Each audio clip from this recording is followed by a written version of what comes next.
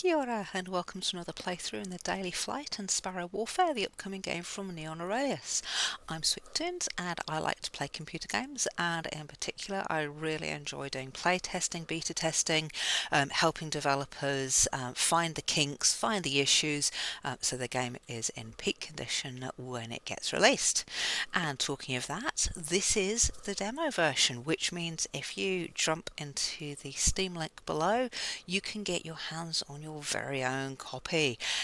Come in, have a play through, go through some of the levels, jump into the daily flight and see if you can join us on the leaderboard, and then come over to the Discord and let us know what you think. Give feedback. Shara and Mar are amazing, and it's wonderful when you make suggestions and you see them then appearing in the next version of the game.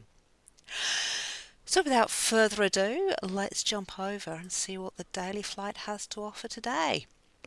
Alright, we are in the Way of Fire, so this means that we are looking particularly in trying to get flame damage onto the boss so that the hit points get reduced, and it makes it a little bit easier for us to take the boss out before they wake up, or at least not long after they've woken up.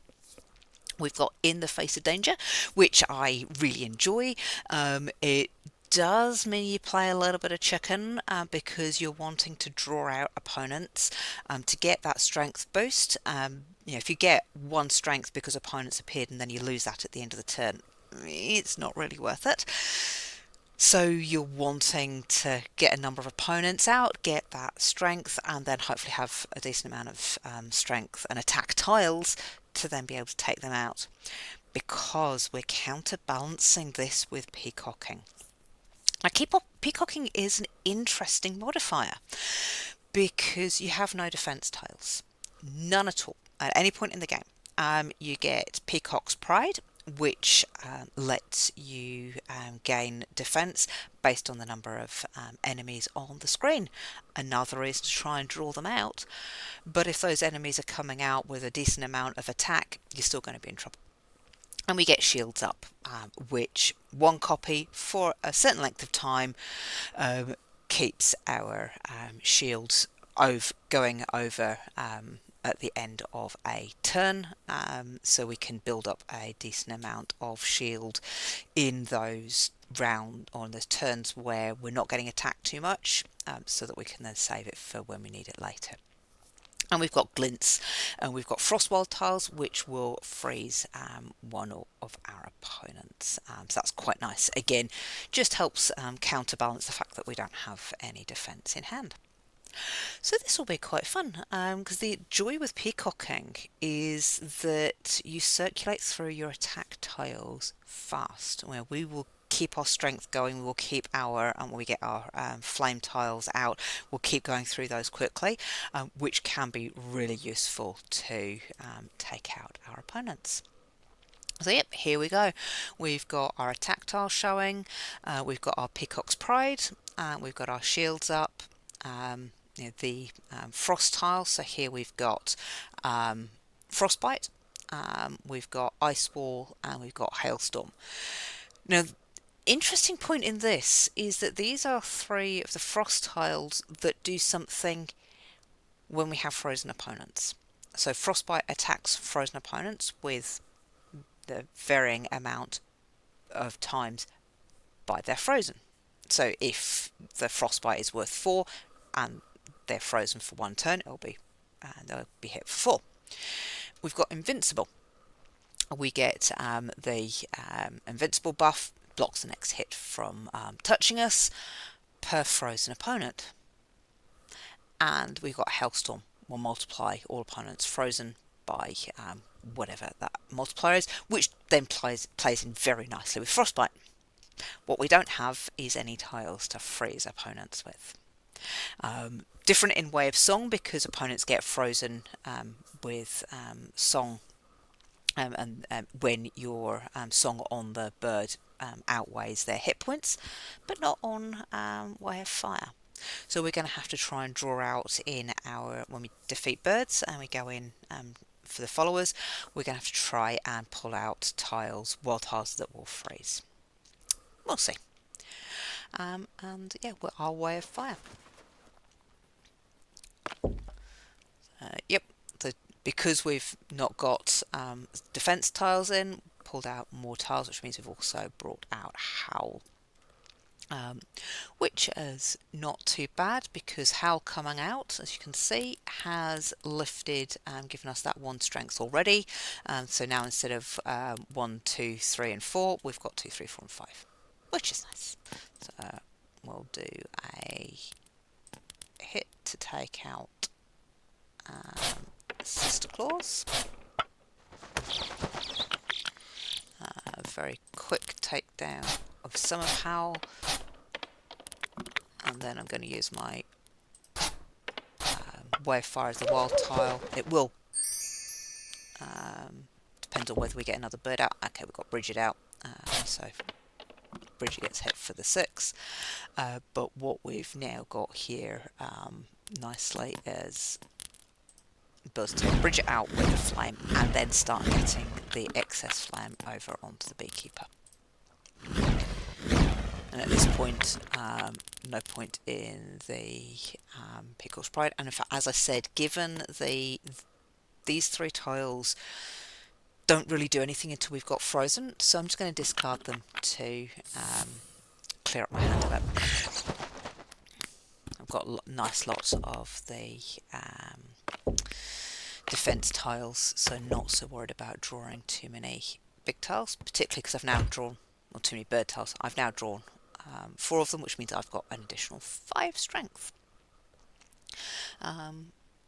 We still might not get to take everybody out, so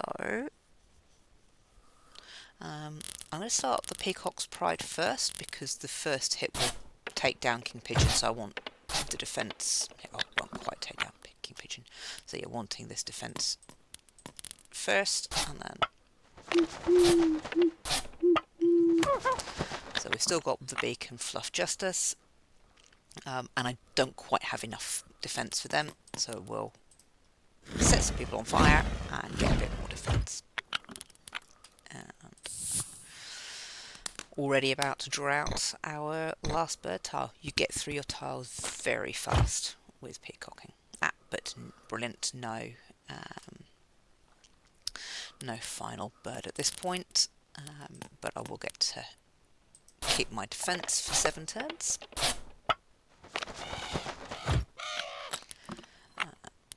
So we will push out those flames and just boost that defense while we can.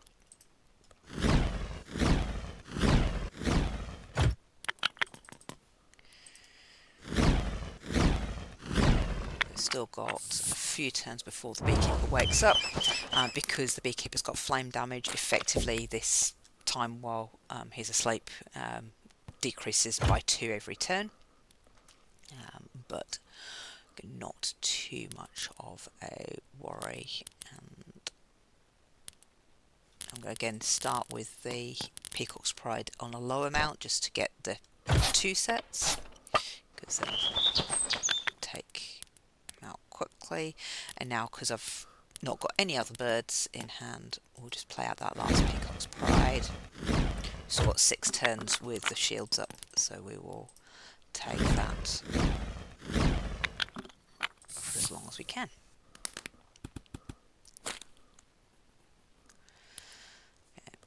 And again, no point in those. And won't try to avoid waking the boss up, but I think, yeah, it's woken up anyway. I could have attacked him last time without worrying. Because we've already taken him down at a decent amount, and this time I'm going to use that ice wall just as a holder. Lose it for this turn, and I'll just do out some of these attacks.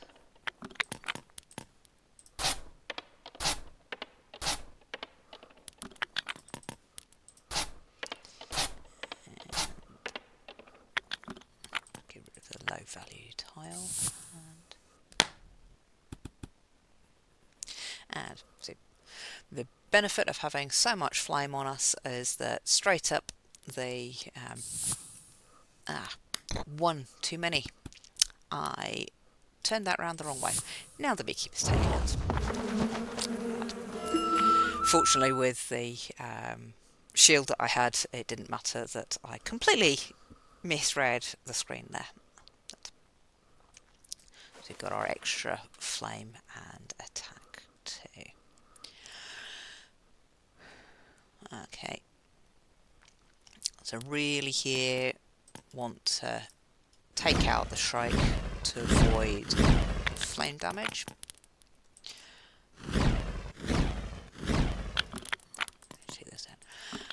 Now what's nice with the fact that I haven't had to get the rewards from any followers so far is that the rewards that they have will be stronger as a result. And I'm going to get defense, then shields up, and we'll need one hit on the boss, but keeping that defense for a little while. And fire out some flames, and just because they're there, we'll do 3, even though the wild tiles themselves don't do very much. It's just worth adding 3 more flame onto the falconer. Every little bit helps. And we have here awkward. So just taking those low value tiles just to get the double the attack.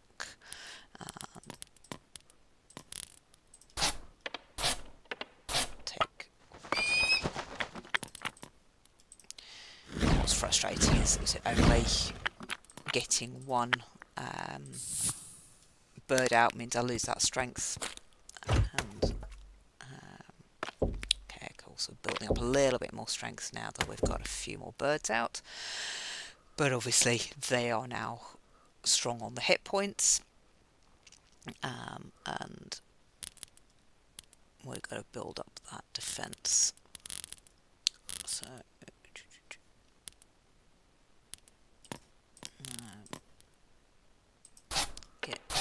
fortunately with this many, the Peacock's Pride doesn't matter too much. And again, I will fill up that with the ice wall. As interesting, I think ice wall is counting the falconer as frozen because he's asleep. Because I'm going to avoid the first attack that comes in, which is quite useful. Just going to make sure, so that's 28. Well, hopefully that means that I will not get hit by the abyss. Yep, didn't get hit by the abyss.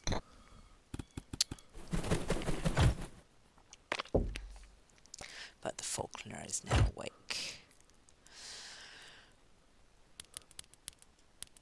And so I'm going to again use those 2 Peacock Prides first up before taking out the abyss to really build up that defense.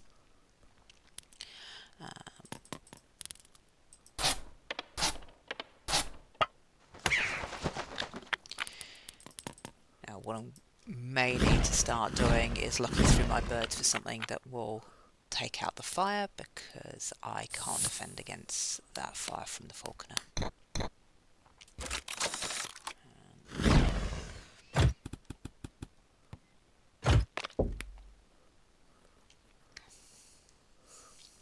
Okay. Ooh. Though I also am going to need some extra defense. I'm actually going to go down a little bit lower because I might want to use some wild tiles with that 10. Can we get some... Oh, well, side hustle it. Side hustle for 9 turns is nice. because now I get the chance to look at 2 tiles. Pick any tile. Oh, that's going to be useful.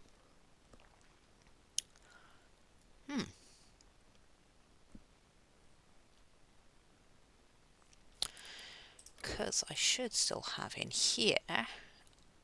Yeah, I can pick 1 tile with kernel, and if I use the hailstorm, right. So it's a little bit of a waste of the lower flank tiles because I'm then going to attack. But if I freeze everybody, then well, if I can do it that way around, doesn't really make much difference. Freeze everybody, multiply everybody's frozen buff by 8. It means that really I shouldn't have to worry about being attacked for a few turns now, and we see if that gives us the chance to take everybody out. And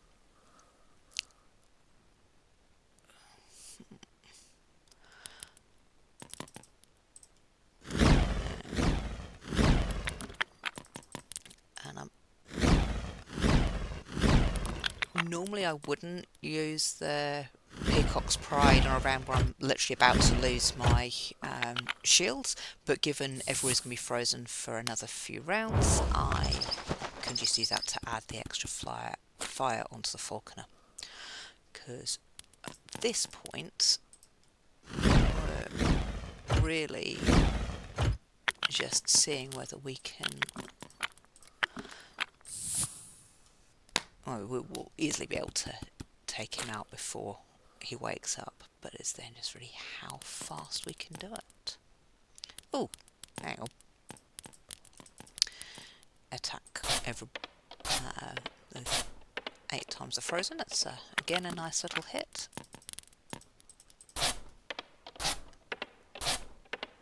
And I'm not going to make the same mistake this time. Take him down to underneath the flame, and let's take him out. That made a very nice, easy run, not so having to worry so much about the flame. So can we do something similar? Not at this point. Now, I need to take Hannibal out with fire because we don't want Hannibal to hit Hannibal when we don't have any defense, because he'll automatically fight that with thorns.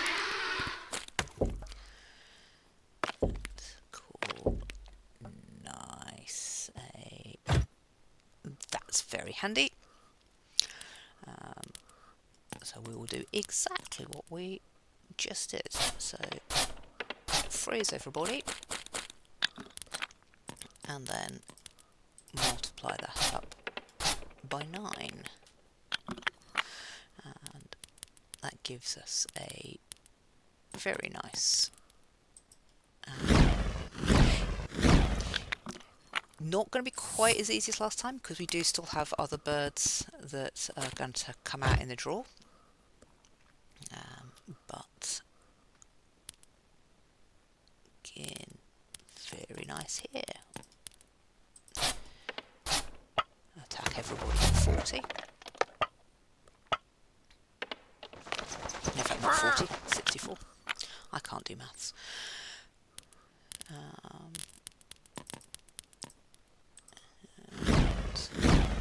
Just fire up some flame, keeping those Peacock's Pride, because the next birds that get drawn out won't still be frozen, so I do still have to worry about them.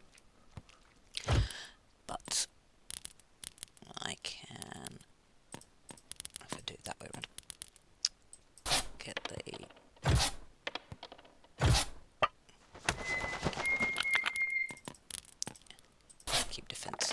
turns. Again, that should make life not too bad for the next few rounds. Okay, just McCorb. I'd like to be nice to have drawn out the other ones while we've still got the defence going. And in fact, because McCorb's gonna pull out somebody else, actually normally I'd want to take him out, but I don't, because that's going to give us that little bit of boost to our strength. Okay. And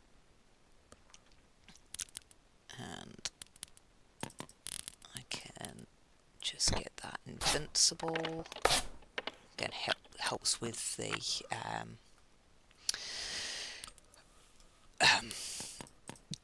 keeping the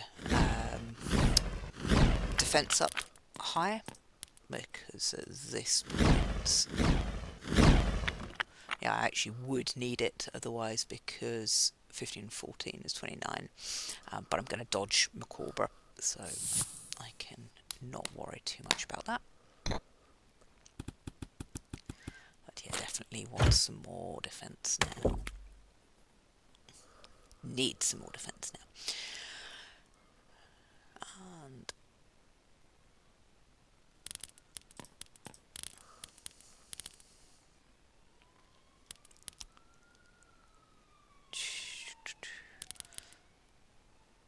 I'm going to start off with that with a small amount of flame, just because I didn't want to accidentally take my Macabra out. And I've still got one more on my side hustle. I probably don't want to waste that. Get another kernel. Oh. Discard and attack.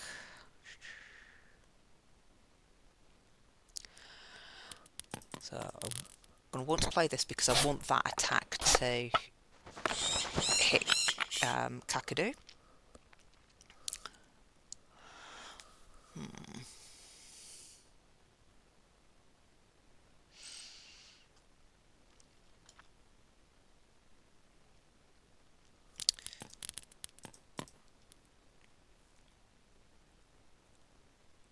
I've got enough to defend against any hits from Apprentice. So at this point, I'm just going to take that large thing to again hit Kakadu with a decent amount.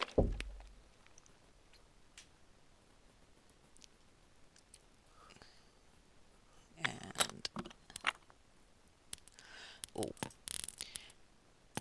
let's refreeze the poacher.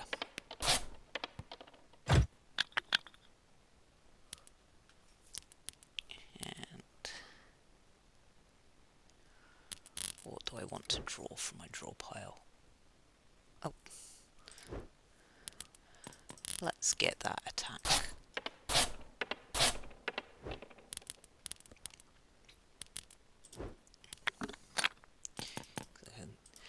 Set them on fire, but yeah, take the poacher out for 200. That's not too bad.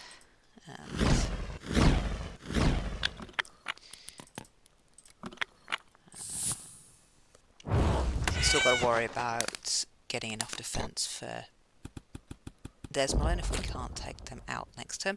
So the poacher's woken up, but he's still asleep. So I'm again can just focus on Des, and I'm going to need to grab a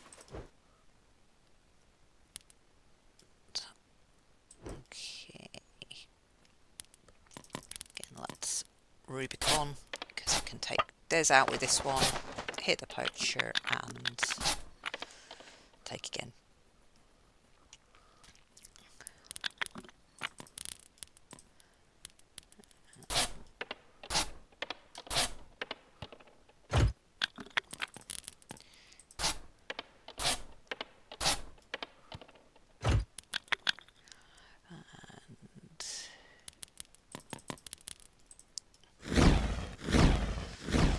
little bit of extra flame.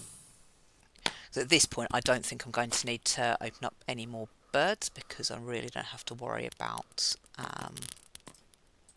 defence. It's just now a matter of, can I take the poacher out in a decent sight of time? And we'll do this differently.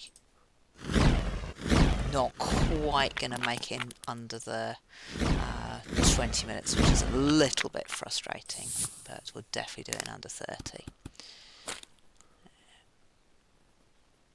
There you go. Fly free, little sparrow. 2010, the just over 20-minute curse. Not quite as bad as 20 minutes and 1 second, which appears to be a favourite frustration on the Discord forum. The curse of the beans.